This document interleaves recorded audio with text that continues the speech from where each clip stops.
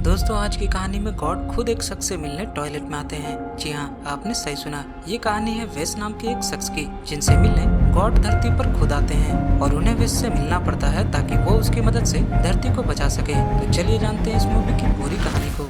Movie की शुरुआत में हम एक शख्स को देखते हैं जिसका नाम वेस था और वो एक कार को ड्राइव कर रहा था और वो बार बार अपने कार में रखे एक रेड कलर के बॉक्स को भी देख रहा था। थोड़ी दूर जाकर वो अपनी कार को रोकता है और एक मशीन के पास जाकर एक चॉकलेट के लिए पे करता है, पर उस मशीन से चॉकलेट बाहर नहीं आती और वो बहुत ही फ्रस्ट्रेट हो जाता है। पर तभी वहाँ एक लेडी आती है और वो वेस के लिए उस मशीन से चॉकलेट निकाल कर उसे दे देती है और जाते जाते वो लेडी वेस को थोड़ा आराम करने को कहती है क्योंकि वो काफी थका हुआ लग रहा था। इसके बाद वो अपनी गर्लफ्रेंड ब्रेंडा को कॉल करता है, पर तभी उसकी मोबाइल की बैटरी डेड हो जाती है और वो ब्रेंडा से बात नहीं कर पाता।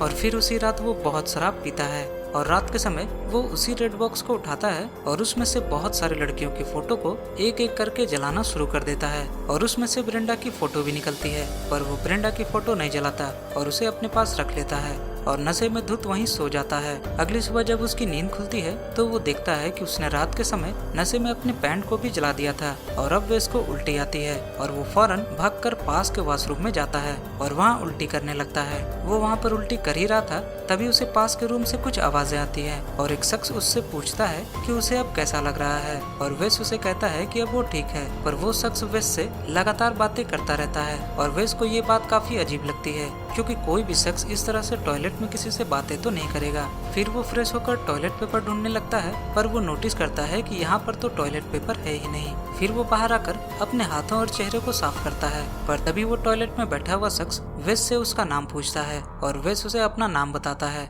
और फिर वो शख्स कहता है कि क्या तुम मेरा नाम जानना नहीं चाहोगे। और हमें पता चलता है कि उस शख्स का नाम गेंटा नौथवा है और इसे बोलने के लिए वेस को अपनी जीभ बाहर निकालकर बोलना पड़ता है। और फिर वो आगे बताता है कि ये एक गॉड का नाम है जिसका काम है इस दुनिया को डिस्ट्रॉय करना। और अब वेस उसके नाम को लेकर उसका मजाक उड़ाने लगता है और कहता है कि क्या तुम्हारे माँ बाप को कोई और अच्छा नाम नहीं मिला। इस पर वो कहता है कि वो खुद ये गॉड है और वेस ये सब सुनकर हंसने लगता है और इन सब को एक मजाक समझकर वहाँ से बाहर जाने लगता है, पर बाहर का दरवाजा सील था और वो बाहर नहीं जा पा रहा था। और अब वेस उस गॉड को देखने के लिए उसकी तरफ बढ़ता है, पर जैसे ही वो उस गॉड को देखने वाला था तभी वेस अचानक से वॉशरूम से बाहर आ जाता है। वो बहुत शॉक हो जाता है और तुरंत ही अपनी कार की तरफ भागता है और फिर अचानक से वो अपनी कार में अपनी गर्लफ्रेंड ब्रेंडा को देखता है जो उसे कहती है कि तुम्हें उसे नहीं देखना चाहिए। और ये कहते ही उसके आंखों से कुछ बाहर निकलने लगता है जो बहुत ही घिनौना दिख रहा था और वेस अचानक से फिर से उस वॉशरूम में पहुंच जाता है। वेस को यहाँ कुछ भी समझ में नहीं आ रहा होता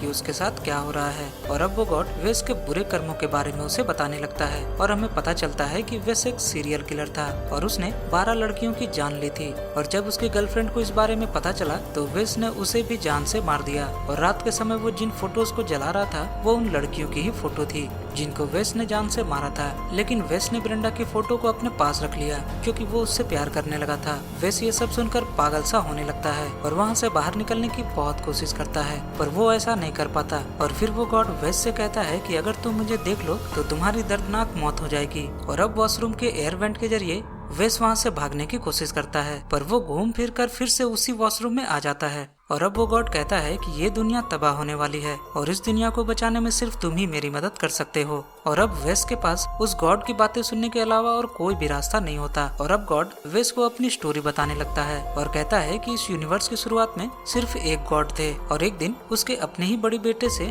उसकी बहस हो जाती है और उसका बड़ा बेटा अपने ही फादर को काट देता है और उन्हीं के शरीर से निकले हुए हर एक टुकड़े से इस यूनिवर्स की शुरुआत होती है। और ये सब देखकर वो गॉड अपने ही बेटे से इस यूनिवर्स को फैलने से रोकने की रिक्वेस्ट करता है और उनका बेटा इस बात के लिए तैयार हो जाता है, लेकिन सिर्फ एक शर्त पर कि जो लाइफ बन चुकी है वो उसे डिस्ट्रॉय नहीं करेगा। और फिर वो गॉड अपने बेटे की बात मान लेते हैं, लेकिन ठीक होने के बाद वो एक और गॉड को बनाते हैं और उस गॉड का मकसद था इस यूनिवर्स को पूरी तरह से बर्बाद कर देना। और वो दूसरा गॉड जिसे यूनिवर्स को बर्बाद करने के लिए बनाया गया था वो कोई और नहीं बल्कि वो खुद है। वो आगे कहता है कि उसके बड़े भाई ने उसे कैद कर दिया ताकि वो इस यूनिवर्स को बर्बाद नहीं कर सके, लेकिन अब वो इस यूनिवर्स को खुद भी बर्बाद करना नहीं चाहता क्योंकि धीरे धीरे उसे भी ह्यूमैनिटी से प्यार हो गया था। लेकिन अब उसकी पावर्स बढ़ रही थी और ऐसा होते ही उसके फादर उसे ढूंढ लेंगे और उसके पावर्स की मदद से वो इस यूनिवर्स को तबाह कर देंगे और साथ ही साथ ये प्लेनेट भी खत्म हो जाएगा।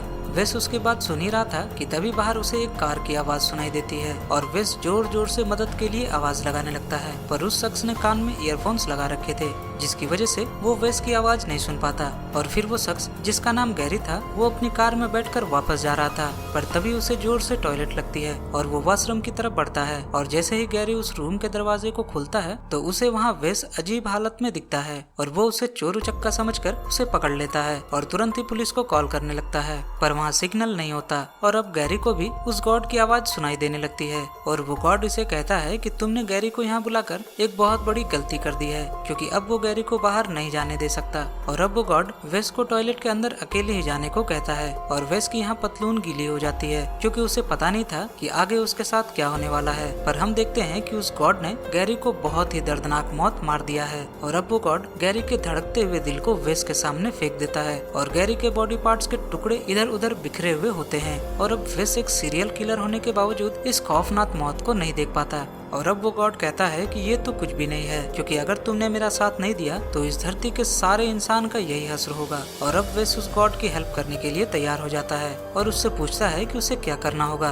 और अब वो गॉड उसे कहता है कि उसे अपने लीवर का एक टुकड़ा उसे देना पड़ेगा। और ये सुनकर वेस बहुत ही गुस्सा हो जाता है और कहता है कि इससे तो मैं मारा जाऊंगा। लेकिन वो गॉड कहता है कि तुम्हें सिर्फ एक टुकड़े को निकालना है जिससे तुम मरोगे नहीं और मेरा काम भी हो जाएगा। वो गॉड उसे बहुत समझाता है और कहता है कि तुम्हें जल्दी करना होगा, क्योंकि वो अपने फादर को ज्यादा देर तक रोक नहीं पाएगा। लेकिन वेस यहाँ कहता है कि मैं अपनी जान देकर इस मतलबी दुनिया वालों को क्यों बचाऊं, जबकि बाहर दुनिया वालों को कोई भी फर्क नहीं पड़ने वाला मेरे जिंदा रहने या मेरी मौत से। और वेस आगे उस गॉड को अपनी कहानी बताता है और कहता है कि जब वो छोटा था तो उसके फादर भी उसे और उसकी मॉम को बहुत टॉर्चर किया करते थे और अंत में उसकी मदर ने उसके फादर के टॉर्चर से तंग आकर सुसाइड कर ली। और जब वो मर गई तो उसके फादर ने उसे बताया कि उसकी मदर बहुत ही सेल्फिश थी, जबकि वेस को शुरू से ही सब कुछ पता था और इसलिए वेस ने पूरी दुनिया को नफरत की निगाहों से देखना शुरू कर दिया और आखिर में एक खतरनाक सीरियल किलर बन गया। और अब हम देखते हैं कि वेस अपने काबू में नहीं होता, मानो वो पागल सा हो गया हो और वो उस गॉड के फादर को चिल्लाकर बुलाने लगता है। और हम उस दीवार के पीछे स्पेस में उस गॉड के फादर को देखते हैं जो कि उसी की तरफ आ रहे थे। और अब वो गॉड वेस से कहता है कि हमारे पास ज्यादा समय नहीं है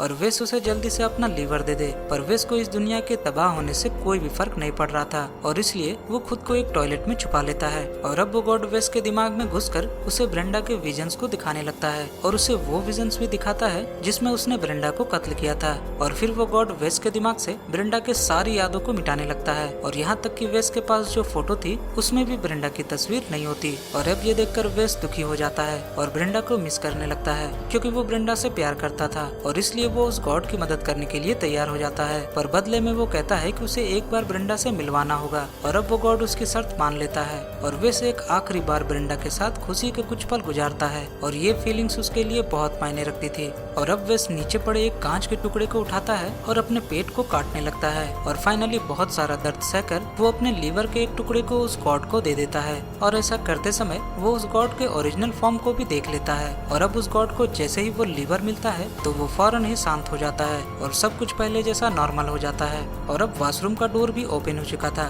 इसका मतलब ये था कि अब वेस आजाद था। और अब वेस उस गॉड से कहता है कि हम दोनों ने मिलकर इस दुनिया को बचा लिया और हम हीरोज हैं। और इस पर वो गॉड कहता है कि हाँ, हमने इस दुनिया को बचा लिया, पर हम दोनों हीरोज नहीं हैं, बल्कि हम तो तबाही और बर्बादी के प्रतीक हैं। और अच्छा यही होगा कि हमें कोई भी याद ना रखे और ये खूबसूरत दुनिया इसी तरह चलती रहे। इसके बाद वेस खुशी खुशी उस वॉशरूम से बाहर आता है और ब्रेंडा के साथ बिताए गए उस हसीन पल को याद करता है और एक्सेस ब्लीडिंग के कारण उसकी वहीं मौत हो जाती है और वो इस दुनिया से गुमनाम चला जाता है। और इसी के साथ ये मूवी यहाँ खत्म हो जाती है। मैं मिलूंगा आपसे अगली वीडियो में। Bye bye.